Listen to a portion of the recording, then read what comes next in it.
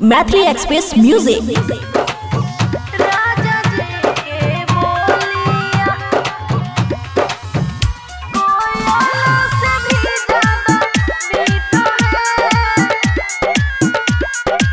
खुशी recording studio बलुआहा।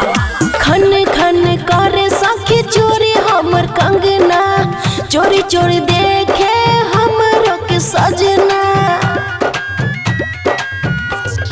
हाँ हाँ खन खन करे सखी चोरी हमर कंगना, चोरी चोरी देखे हमरो के सजना। नैनों से मीठी बांध छोड़ता है,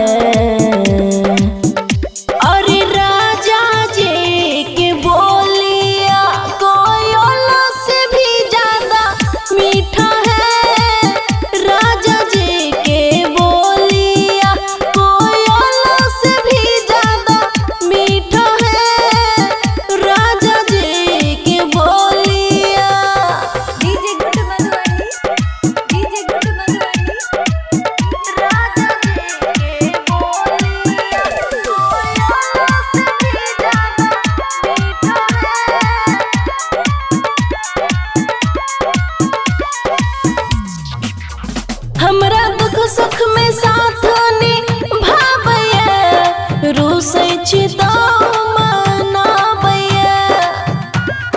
गे सखी गजबे स्टाइल ओकर छै सखी, अपना दिलवा में ललियै सखी। शादी करके कहै छियै कसम से, जियरा जुड़ा गेलै रे सखी। सब कुछ फीका एकरा आगे छै, अरे राजा जी के बोलिया कोयला से भी ज्यादा मीठा है। राजा जी के बोलिया कोयला से भी ज्यादा मीठा है। राजा जी के बोलिया। डीजे गुड मधुबनी, डीजे राजा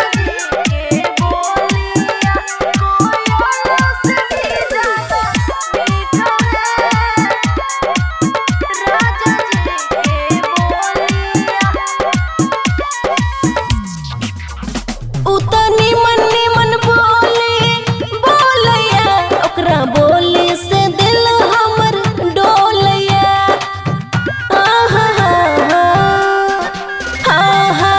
कोनो शौकीन के लागै नहीं नजर, ओकरा आँख में लगैबो गजर।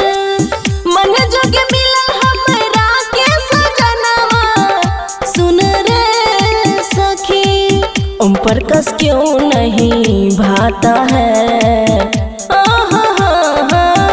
अरे राजा जी की बोलिया कोयला से भी ज्यादा मीठा है।